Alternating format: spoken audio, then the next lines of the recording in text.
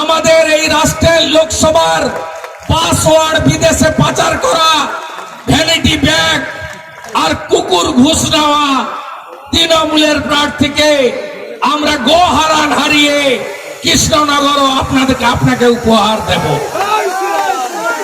আজকে নরেন্দ্র মোদী এই নির্বাচন কেবলমাত্র 42টা প্রতিনিধি নির্বাচন নয়, এই নির্বাচন দেশের নির্বাচন। আপনারা কে চেয়ে চান আমাদের দেশ ইউক্রেন হয়ে যাক?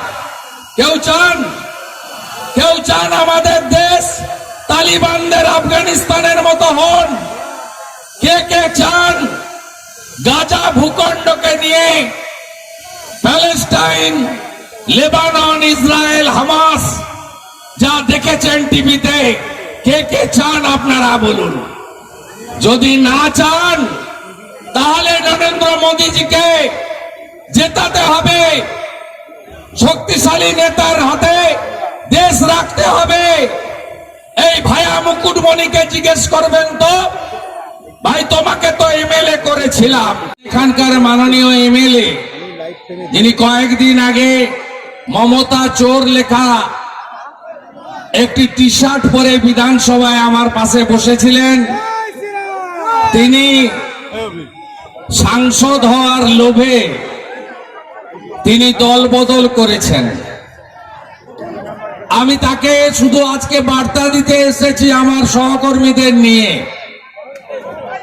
যে তুমি একা গেছো, বাকিরা সব মোদিজির কাছে রয়ে গেছে। বাকিরা সবাই মোদিজির কাছে রয়ে গেছে। একটা বুথ কর্মী সমর্থককেও তুমি নিয়ে যেতে পারোনি। আজকের এই সমাবেশে হাজার হাজার কর্মী সমর্থক শুভানুধ্যায়ের উপস্থিতি প্রমাণ করেছে যে রানাঘাট নরেন্দ্র মোদীর হাতে ছিল, নরেন্দ্র মোদীজির হাতেই থাকবে। মানবর সভাপতি বিধায়ক নেতা পার্থসারথী চ্যাটার্জি,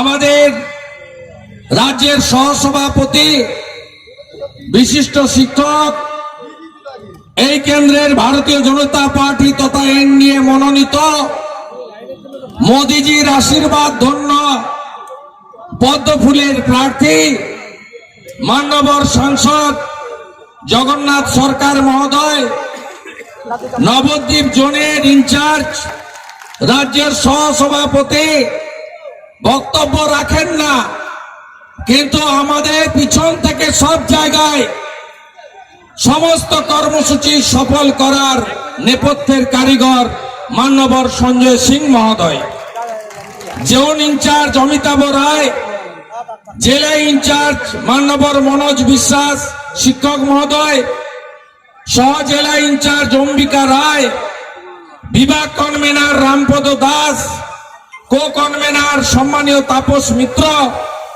অনল বিশ্বাস আমাদের ওইবার সেলের কো কনভেনার, মান্যবর বিধায়ক উদ্বাস্তু সেলের কনভেনার এবং অত্যন্ত জনপ্রিয় একজন কবিয়াল শ্রদ্ধাভাজন অসীম সরকার, পঞ্চায়েত থেকে বিধায়ক দলের নেতা, একনিষ্ঠ নেতা মান্যবর বিধায়ক অসীম বিশ্বাস, প্রাক্তন মন্ত্রী বর্তমান বিধায়ক বঙ্কিম ঘোষ, মাননীয় বিধায়ক এবং মুর্শিদাবাদের প্রার্থী প্রিয় গৌরী ঘোষ, পাশের জেলার সভাপতি অর্জুন বিশ্বাস ছিলেন, আরেকটা কর্মসূচিতে এগিয়ে গেলেন, জিএসরা মোর্চা সহসভাপতি, সবাইকে সম্মানিত মঞ্চ, প্রত্যেককে যথাযথ সম্মান জানিয়ে অল্প কিছু কথা নিবেদন করব।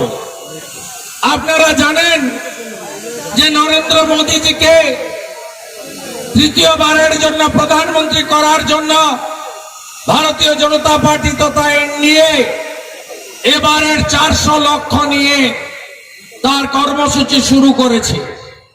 আমরা সৌভাগ্যবান, আমাদের যশস্বী প্রধানমন্ত্রী তিনি কয়েকদিন আগে কৃষ্ণনগরের পুণ্যভূমিতে দাঁড়িয়ে তিনি বলে গেছেন যে আমার এই জেলার 2টো সিট চাই, আপনারা সেদিন যারা লক্ষ মানুষ সেখানে উপস্থিত ছিলেন, তারা দুহাত তুলে মোদিজিকে কথা দিয়েছেন রানাঘাট তো দখলে রাখবো, সাথে কৃষ্ণনগর